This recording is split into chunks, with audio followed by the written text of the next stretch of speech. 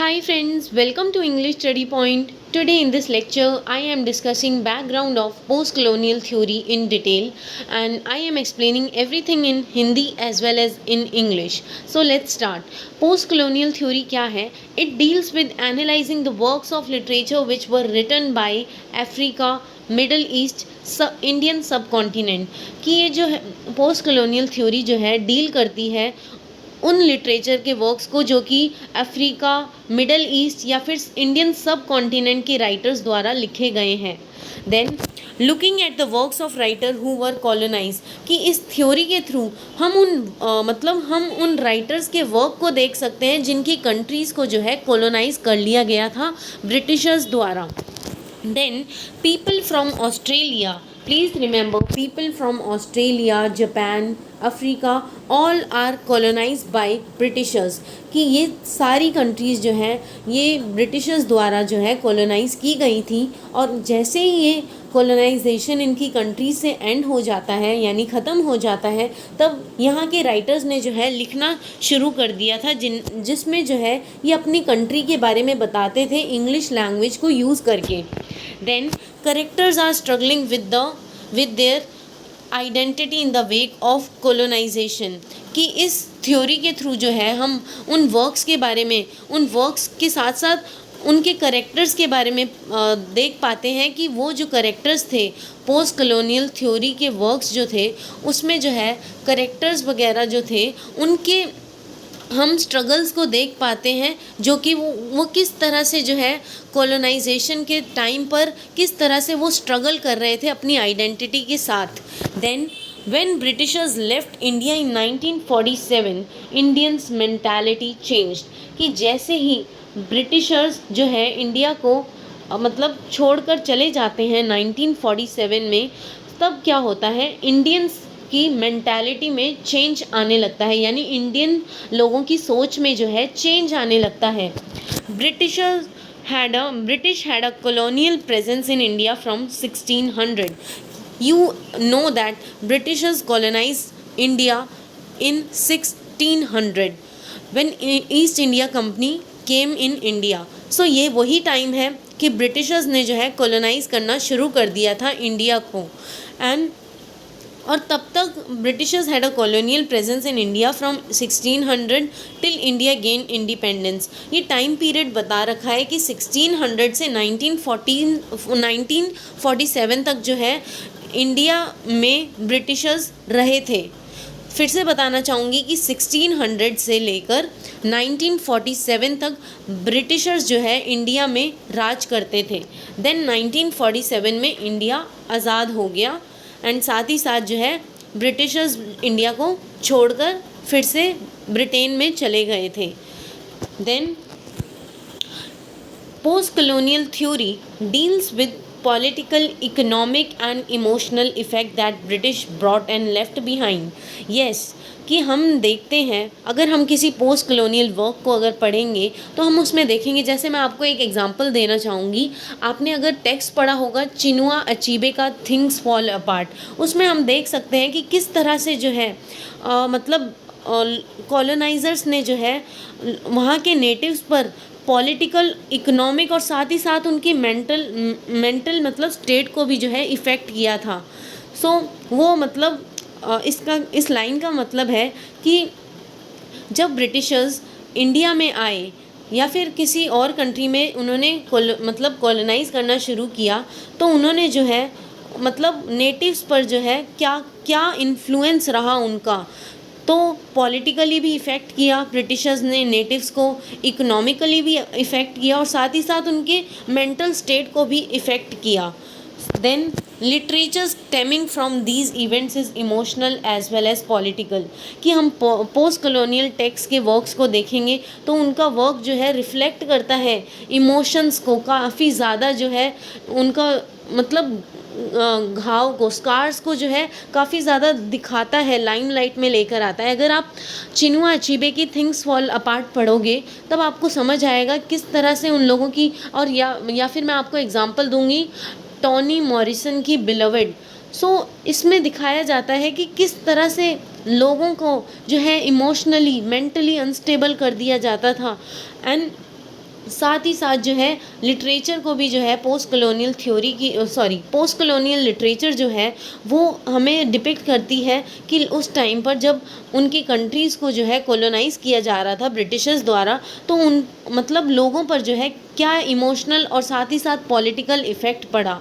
Then it analyse and explain the effects of colonisation, कि ये जो थ्योरी है ये एक्सप्लेन एनालाइज भी करती है और साथ ही साथ इफ़ेक्ट्स बताती है कॉलोनाइजेशन के, इम्पीरियलिज्म के ऑन द लिटरेचर पर, कि ये जो थ्योरी है ये एनालाइज करती है और साथ ही साथ इफ़ेक्ट्स बताती है कॉलोनाइजेशन के और इम्पीरियलिज्म के लिटरेचर पर।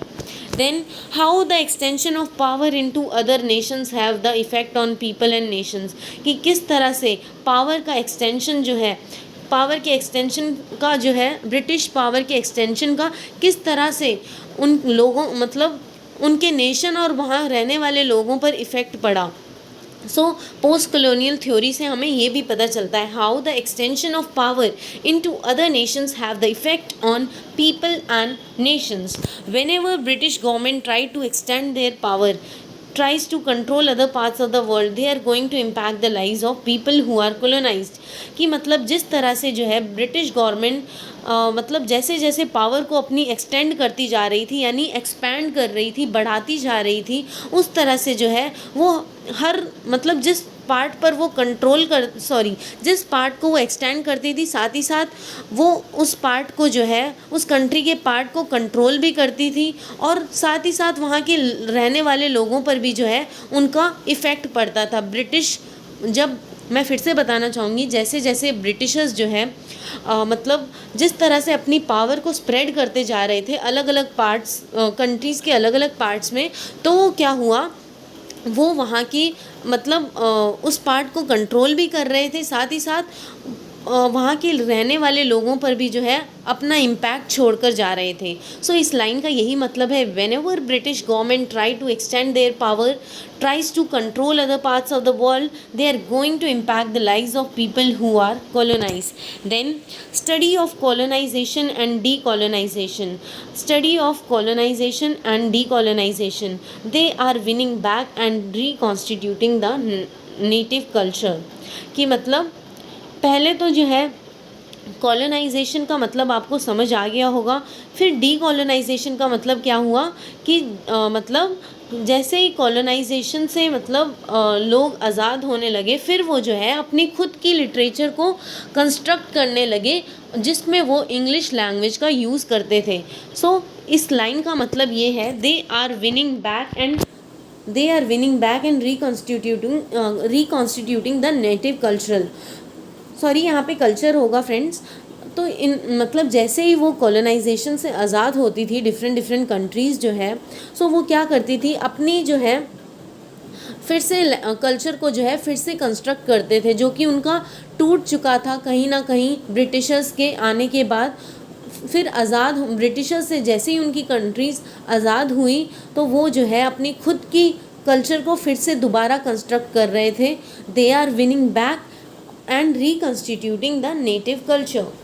जैसे हम देखते हैं कि इंडिया जो है डीकॉलोनाइज हुआ, डीकॉलोनाइज का मतलब है आज़ाद हुआ 1947 में। सो क्या हुआ, फिर से जो है इंडिया अपना खुद का जो है कल्चर डेवलप करने लगा। सो अब हम पढ़ेंगे न्यू कॉलोनाइजेशन के बारे में, कि ये न्यू कॉलोनाइजेशन क्या होता है after effect of post modernism, कि मतलब पोस्ट मॉडर्निज्म के आफ्टर इफ़ेक्ट्स क्या हो सकते हैं। जैसे multinational companies are still affecting other parts of world, कि मतलब अब जो है मल्टी नेशनल कंपनीज़ का जो है डोमिनेंस है। अगर हम मॉडर्न कल्चर की बात करें तो मल्टी नेशनल कंपनीज़ ने जो है पूरे वर्ल्ड मार्केट को जो है डोमिनेट कर रखा है और अलग अलग पार्ट्स, अलग अलग कंट्रीज़ में जो है अपना जो है कंपनीज़ को इस्टेब्लिश कर रखा है। जैसे आप देखोगे मैकडोनल्ड्स, ये हर जगह पे है। मैकडोनल्ड्स और नाइकी के जो मतलब नाइकी का ब्रांड जो है ये हर जगह पे, यानी आप इसे जो है इंडिया में तो देखोगे ही देखोगे, साथ ही साथ दुबई, हर जगह जो है मैकडोनल्ड्स, नाइकी, इन सब ने जो है अपना आउटलेट्स खोल लिए हैं। सो ये क्या है, ये मल्टीनेशनल कंपनीज़ है, मैकडोनल्ड्स, नाइकी, देन KFCs भी इसमें इंक्लूडेड है। Then post colonial theory talks about कि पोस्ट कॉलोनियल जो थ्योरी है वो कॉलोनाइजेशन, सिर्फ और सिर्फ कॉलोनाइजेशन के बारे में नहीं बात करती, वो कॉलोनाइजेशन के साथ साथ डी कॉलोनाइजेशन, यानी कि मतलब जब ब्रिटिशर्स ने कॉलोनाइज़ किया, फिर जब ब्रिटिशर्स जो है वापस मतलब उस उन कंट्रीज़ को जो है लिबरेट करके जब गए, तो उसके बारे में भी पोस्ट कॉलोनियल थ्योरी बताती है। देन न्यू कॉलोनाइजेशन के बारे में भी बताया जाता है पोस्ट कॉलोनियल थ्योरी के अंदर। Then they are going to struggle और focus on power between cultures and interaction of culture, कि मतलब इसके थ्रू क्या होता है कि मतलब लोग जो है डे बाय डे स्ट्रगल, मतलब इसमें जो है स्ट्रगल की जाती है, और इसमें जो है पावर का फोकस होता है between cultures and interaction of culture which results in multi culturalism, कि इसके थ्रू क्या होता है कि मतलब अलग अलग कल्चर के जो लोग हैं एक डोमिनेंट कल्चर से हमेशा इंटरेक्ट करते हैं, उस मतलब एक पर्टिकुलर कल्चर के लोग जो हैं वो डे बाय डे जो है अलग अलग कल्चर से इंटरेक्ट करते हैं, जिससे क्या होता है मल्टी कल्चरलिज्म। सो हमेशा याद रखना, जो डोमिनेंट कल्चर होता है हमेशा वो जो है मतलब अदर कल्चर्स पे जो है अपना इम्पैक्ट छोड़ता है। सो डोमिनेंट कल्चर को जो है, जब डोमिनेंट कल्चर से अलग अलग कल्चर के लोग जो है इंटरैक्ट करेंगे तो उससे क्या होगा, मल्टी कल्चरलिज्म स्प्रेड होगा।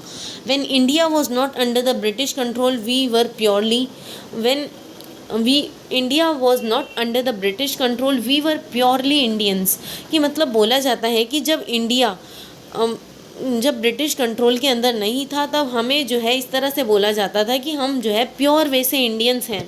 देन मल्टी कल्चरल एनवायरनमेंट क्या है, when we are neither pure Indian nor pure British people, कि मल्टी कल्चरल एनवायरनमेंट वो है जिसमें जो है हमारी आइडेंटिटी जो है मतलब फिक्स्ड नहीं है, फिक्स्ड फॉर्म ऑफ आइडेंटिटी नहीं है, ना हम पूरे इंडियन रहे ना हम पूरे ब्रिटिश रहे। जैसे मैंने आपको मतलब अभी एग्जांपल दिया था कि मतलब क्या होता है डोमिनेंट कल्चर को जो है लोग फॉलो करने लग जाते हैं। सो जैसे आपने देखा होगा, मैं एग्जांपल दूंगी, जैसे मतलब अमेरिका का जो क्लोथ का ब्रांड है, अब उसे जो है मतलब अच्छा समझा जाता है और वही डोमिनेंट समझा जाता है। तो सारे अगर कल्चर जो है अमेरिका के कल्चर को जो जब फॉलो करने लग जाएंगे, उन्हीं के लाइफस्टाइल को अगर फॉलो करने लग जाएंगे, तो इससे क्या होगा, हम जो है पूरे इंडियंस नहीं कहलाएंगे, हम ना पूरे ब्रिटिशर्स कहलाएंगे, हमारी जो आइडेंटिटी होगी वो फिक्स नहीं होगी।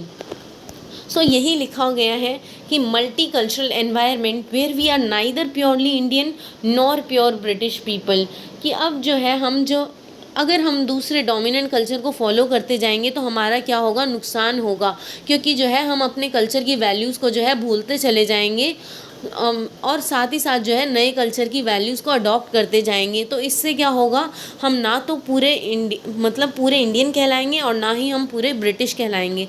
Then it analyzes the metaphysical, ethical, political concern about cultural identity, gender, nationality, race, ethnicity, language, power, everything is affected by the country who colonize us।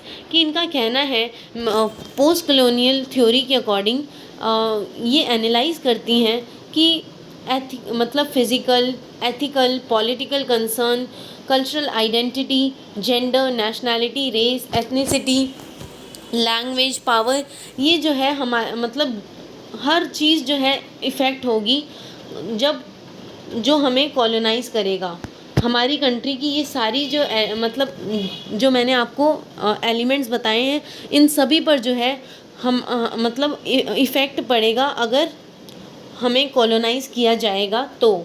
Then Britain influence India's cultural identity, language, nationality, gender, race, कि इनका कहना है कि Britain ने जो है influence किया India के कल्चर को, उनकी आइडेंटिटी को, उनकी लैंग्वेज को, उनकी नेशनैलिटी को, उनके जेंडर को, साथ ही साथ उनकी रेस को। Unveil literary figures, themes, representation that have enforced imperial ideology, colonial domination and the कि इस पोस्ट कॉलोनियल थ्योरी से क्या होता है, अनवेल होता है यानी रिवील होता है literary figures, themes, representation that have enforced imperial ideology, colonial domination and the western hegemony, certain ideology forcing upon others। कि इस मतलब पोस्ट कॉलोनियल टेक्स्ट के थ्रू हमें ये दिखाया जाता है कि मतलब कुछ जो डोमिनेंट आइडियोलॉजी है वो जो है अपनी आइडियोलॉजीज जो है दूसरों पर थोप रही है, उन्हें मतलब एक्सेप्ट करने पर जो है दूसरी आइडियोलॉजी के लोगों को जो है एक डोमिनेंट आइडियोलॉजी फोर्स कर रही है कि तुम हमारी आइडियोलॉजी को अपनाओ। यही बोला गया है, certain ideology forcing upon others. Then post colonialism deal with history idea of nation, then when countries decolonize at that time these works were written। कि मतलब जैसे ही जब कॉलोनाइज कंट्री हुई और जैसे ही कॉलोनाइज होने के बाद जब वो आज़ाद हुई तब जो है ये राइटर्स जो है अपने वर्क्स प्रोड्यूस किया करते थे इंग्लिश लैंग्वेज का यूज़ करके। After long years of imperial suppression affected the identity of writers। कि मतलब जो imperial suppression हुआ उसकी वजह से जो है राइटर्स की आइडेंटिटी जो है इफ़ेक्ट हुई, बहुत बुरी तरह उनके मेंटल मतलब माइंड पर जो है बहुत ज़्यादा गहरा असर पड़ा। So writings focus on native history, problems of colonisation. कि पोस्ट कॉलोनियल थ्योरी के थ्रू जो है हम उन लोगों की राइटिंग्स पर अपना फोकस डाल सकते हैं, जैसे नेटिव हिस्ट्री और कॉलोनाइजेशन की वजह से नेटिव लोगों ने क्या क्या प्रॉब्लम्स को फेस किया। Then they attempt to retrieve rewrite their own history. कि मतलब डीकॉलोनाइज होने के बाद जो है उन्होंने फिर से लिखना मतलब शुरू किया और अपनी हिस्ट्री को फिर से दोबारा लिखना शुरू किया जो कि कॉलोनाइजर्स से पहले एग्जिस्ट करती थी, उस हिस्ट्री को ये जो है वापस लिखना शुरू किया डीकॉलोनाइज होने के बाद। They attempt to retrieve, rewrite their own history which was there before colonizers came। Then the history before colonizers, that is the pure Indian history। जो हिस्ट्री जो कि कॉलोनाइजर्स से के आने से पहले एग्जिस्ट करती थी उसे बोला जाता है pure Indian history. Then concept of nation. ये कॉन्सेप्ट ऑफ नेशन क्या है? Post colonial writers are conscious they are going to play a crucial role in nation building. कि पोस्ट कॉलोनियल राइटर्स जो थे वो कॉन्शियस थे कि उनके साथ जो है क्या क्या मतलब बीता था और फिर जो है वो क्रूशल रोल प्ले करते हैं नेशन को बनाने में। Then they seek to erase past by rejecting western construction of our nation। कि मतलब ये जो है पास्ट की मेमोरीज को जो है इरेज कर देना चाहते हैं। किस वजह से? ये जो है वेस्टर्न कंस्ट्रक्शन मतलब वेस्टर्न आइडियाज़ को जो है रिजेक्ट करके ये उसके साथ ही साथ पास्ट की हिस्ट्री को भी जो है इरेज कर देना चाहते हैं। जो कि मतलब western construction of our nation कहता है कि वेस्टर्न लोग कहते हैं कि ये जो नेटिव्स जो है ये बहुत प्रिमिटिव है यानी पुरानी सोच है, सेवेज एंड डेमोनिक है यानी जंगली है और राक्षस टाइप के हैं, ऐसा बोला जाता है वेस्टर्न लोगों द्वारा। Then they seek to retrieve a pre colonial past that would help to redefine a nation. कि मतलब ये जो है अपनी राइटिंग्स के थ्रू जो है उस पास्ट को कंटिन्यू करना चाहते थे जो कि मतलब ब्रिटिशर्स से के आने से पहले एग्जिस्ट करता था और मतलब उस पास्ट को जो है ये फिर से लिखना चाहते हैं, ऐसा इनका कहना है। They seek to retrieve a pre colonial past that would help to redefine a nation. जिससे क्या हो, नेशन को जो है फिर से एक नई डेफिनेशन मिल जाए and project a destiny and futures. और साथ ही साथ जो है इसके थ्रू जो है डेस्टिनी और फ्यूचर का भी प्रोजेक्शन हो। देन कुछ कॉन्सेप्ट्स बताना चाहूँगी। सबसे पहला कॉन्सेप्ट है ये फोर्थ वर्ल्ड लिटरेचर। कि पोस्ट कॉलोनियल थ्योरी में हम जो है फोर्थ वर्ल्ड लिटरेचर को पढ़ा करते हैं, तो इसे फोर्थ वर्ल्ड लिटरेचर को बोला जाता है। ये एक तरह की मार्जिनलाइज लिटरेचर है। Please remember it is the literature of marginalise. कि ये मार्जिनलाइज लोगों द्वारा लिखी गई लिटरेचर है। Then the works of native people living in lands that have been taken over by non natives. कि इस लिटरेचर में जो है उन लोगों के वर्क्स मतलब के बारे में लिखा गया है, जो कि नेटिव लोग होते थे उन लोगों के बारे में लिखा गया है, और जिनकी जो है लैंड को नॉन नेटिव्स ने यानी कॉलोनाइजर्स ने ऑक्यूपाई कर लिया था या फिर इन्वेड कर लिया था, उस पर कब्जा कर लिया था। It also refers to the countries which are not given due importance, कि फोर्थ वर्ल्ड लिटरेचर में वो कंट्रीज़ भी आती हैं जिन कंट्रीज़ को जो है ड्यू इम्पोर्टेंस नहीं दी जाती, इतनी अहमियत नहीं दी जाती। Then works written by the native people living in the land that have been taken over by the non natives, कि इसमें जो है इस लिटरेचर में उन लोगों के वर्क्स लिखे गए हैं जो कि नेटिव पीपल थे, यानी वहाँ के हम मतलब हमेशा के वहीं पे बसे हुए थे, लेकिन उनके लैंड को जो है आकर कॉलोनाइजर्स ने जो है कब्ज़ा कर लिया, इन्वेड कर लिया, कॉलोनाइज कर लिया। Original inhabitants, those native people को बोला जाता है ओरिजिनल इनहेबिटेंट्स, क्योंकि वो जो है हमेशा से उसी लैंड पर रहा करते थे, तो इन्हें बोला जाता है, नेटिव लोगों को बोला जाता है original inhabitants.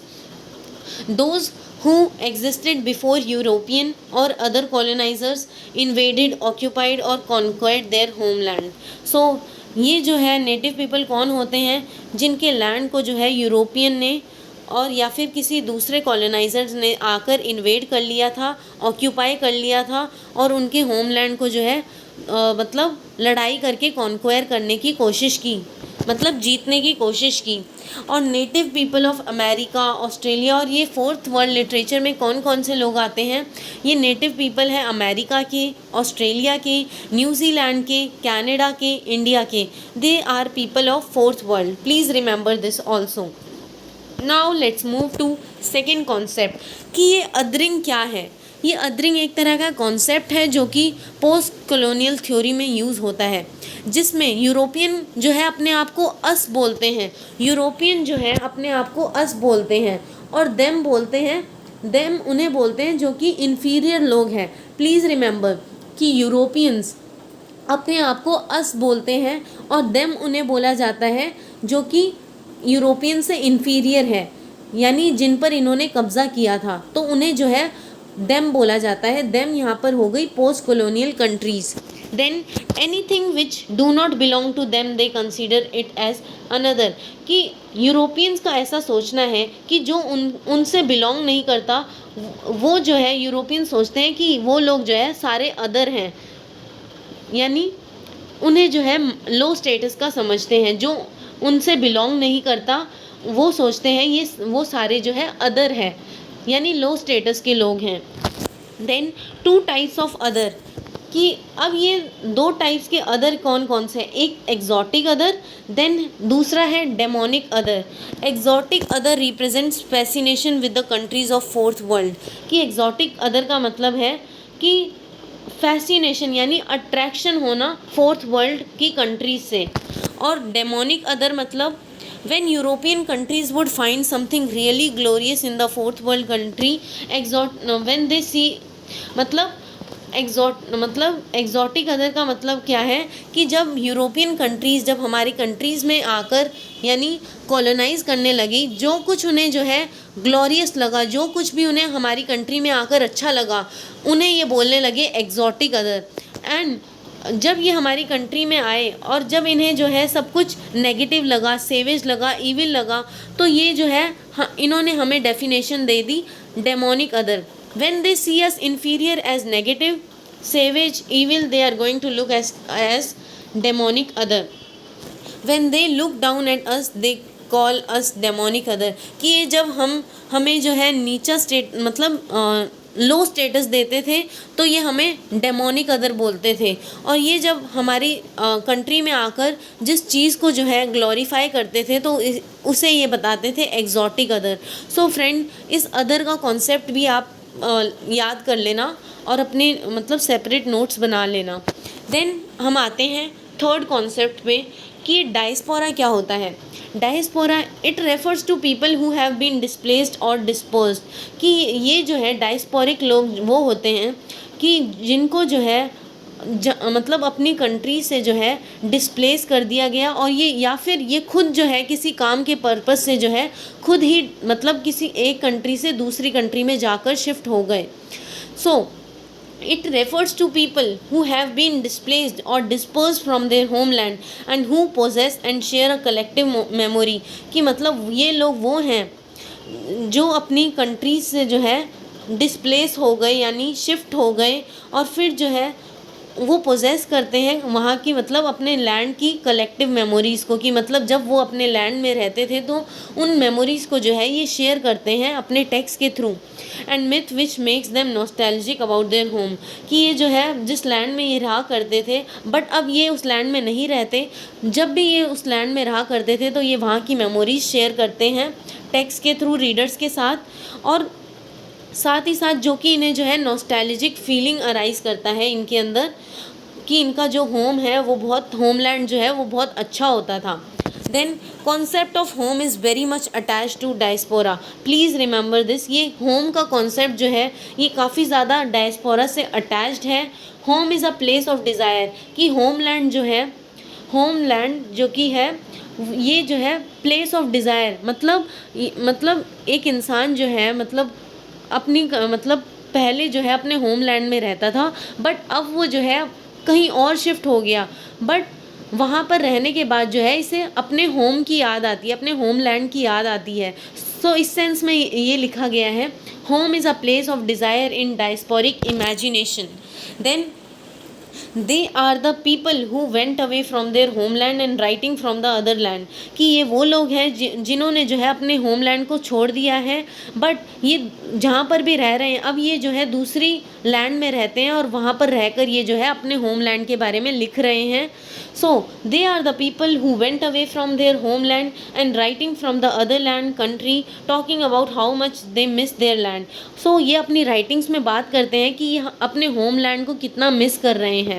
Then there is an inherited ideology of homeland which becomes a personal identity as well as a collective identity, कि मतलब कि बोला जाता है कि इनहेरिटेड आइडियोलॉजी, कि जब भी मतलब ये अब जो है ये दूसरे लैंड में रह रहे हैं बट इनको जो है बार बार अपने होम लैंड की याद आती रहती है। सो ये एक तरह से पर्सनल आइडेंटिटी है, क्योंकि इसमें जो है मतलब ऐसे टेक्स्ट को लिखने के बाद जो है राइटर जो है अपनी पर्सनल फीलिंग्स को जो है रीडर्स के साथ शेयर कर रहा है, और साथ ही साथ ये कलेक्टिव आइडेंटिटी इसलिए है क्योंकि जो रीडर मतलब इसको पढ़ता है तो मतलब ये मतलब मिलकर जो लोग पढ़ते हैं, सो मतलब इस चीज़ को जो है लोग अपने साथ जो है एसोसिएट करने लग जाते हैं।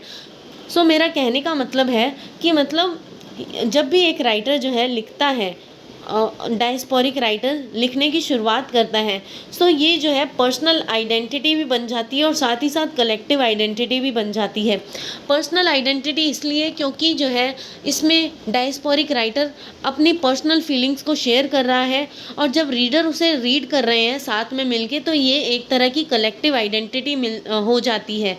कलेक्टिव आइडेंटिटी का मतलब है कि वो लोग जो जिसकी जो है मतलब सेम सिमिलर कंडीशन रही होगी, मतलब जो भी मतलब राइटर जो है कहना चाहता है रीडर को, सो रीडर जो है इससे पढ़ने के बाद जो है अपने आप को एसोसिएट करने लग जाता है और साथ ही साथ कहीं ना कहीं जो है रीडर की भी ऐसी कंडीशन रही होगी, कि यही बताना चाहता है। There is an inherited ideology of homeland which becomes a personal identity as well as a collective identity of members of a particular community. In the new geographical location they negotiate their culture and that of host nation, कि वो जो है मतलब जो diasporic लोग होते हैं वो नई जगह पर रहकर जो है नए कल्चर के साथ और साथ ही साथ अपने होमलैंड को याद करने के साथ साथ जो है स्ट्रगल करते हैं, कि एक तरफ तो उन्हें जो है अपने मतलब जहाँ वो रह रहे हैं उन लोगों के बीच में उन्हें एडजस्टमेंट करनी है और साथ ही साथ जो है वो अपने होमलैंड को भी याद करते रहते हैं।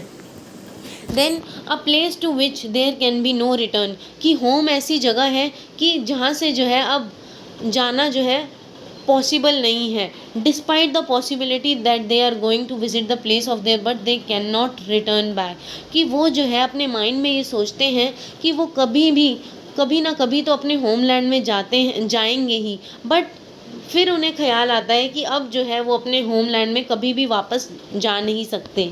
दे are not able to associate homeland in the same way, कि ये अपने आप को जो है फिर से अगर ये मतलब चले भी जाते हैं अपने होमलैंड में, तो ये जो है अपने आप को जो है फिर से एसोशिएट नहीं कर पाते जब ये मतलब पहले किया करते थे।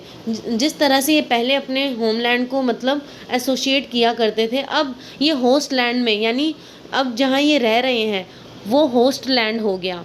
होमलैंड जहाँ ये पहले रहा करते थे, सो अब ये होस्ट लैंड में जाकर अगर फिर से ये होमलैंड में जाने की कोशिश करते हैं तो ये अपने आप को उस वे से नहीं एसोशिएट किया कर पाते जिस तरह ये पहले किया करते थे।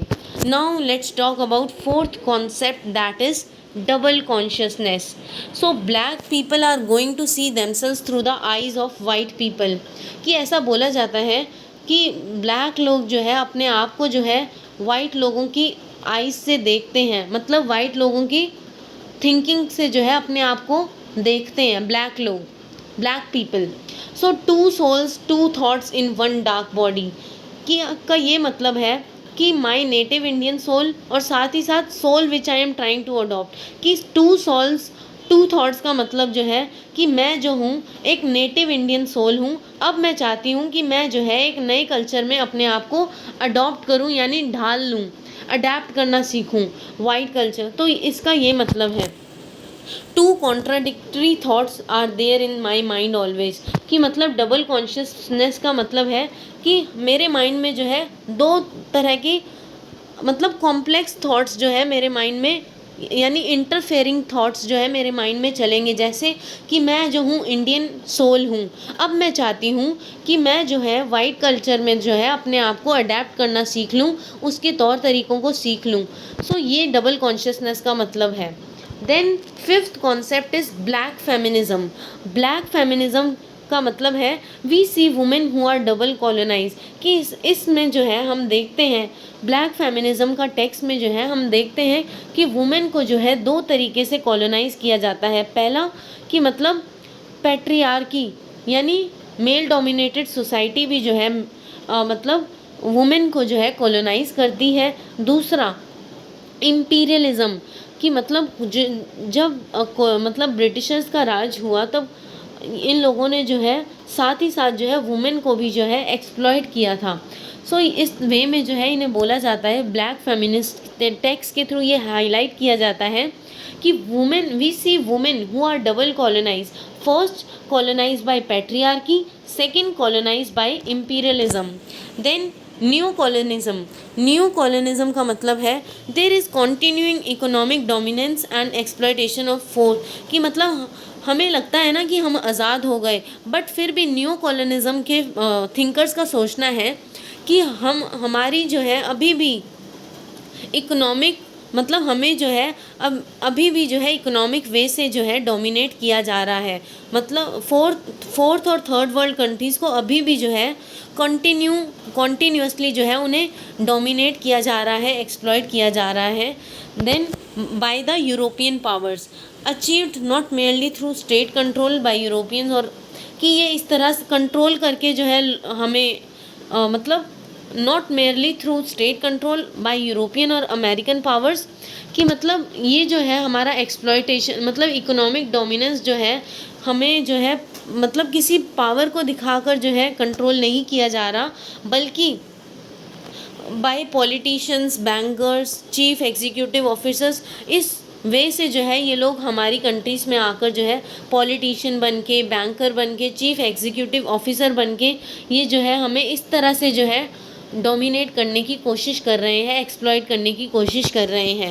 When multi national corporation opening there outlets in India, साथ ही साथ इकोनॉमिक वे से जो है हमें किस सेंस में डोमिनेट किया जा रहा है कि ये जो मल्टी नेशनल कंपनीज़ जो है हमारी कंट्रीज़ में आकर जो है अपने बिजनेस को इस्टेब्लिश कर रही है। सो मतलब जैसे मैकडोनल्ड्स हो गई, नाइकी हो गई, सो ये जो कंट्रीज़ जो है हमें इस वे में जो है डोमिनेट कर रही है बजाय कि पावर को मेंटेन करें। Then seventh is ecological imperialism. Ecological imperialism क्या है? ये थ्योरी थी जो कि ऑल्फ्रेड क्रॉसबाय ने कॉइन की थी। प्लीज़ रिमेंबर दिस कि ये इकोलॉजिकल इम्पेरियलिज्म जो थी ये थ्योरी थी जो कि ऑल्फ्रेड क्रॉसबाय ने कॉइन की थी।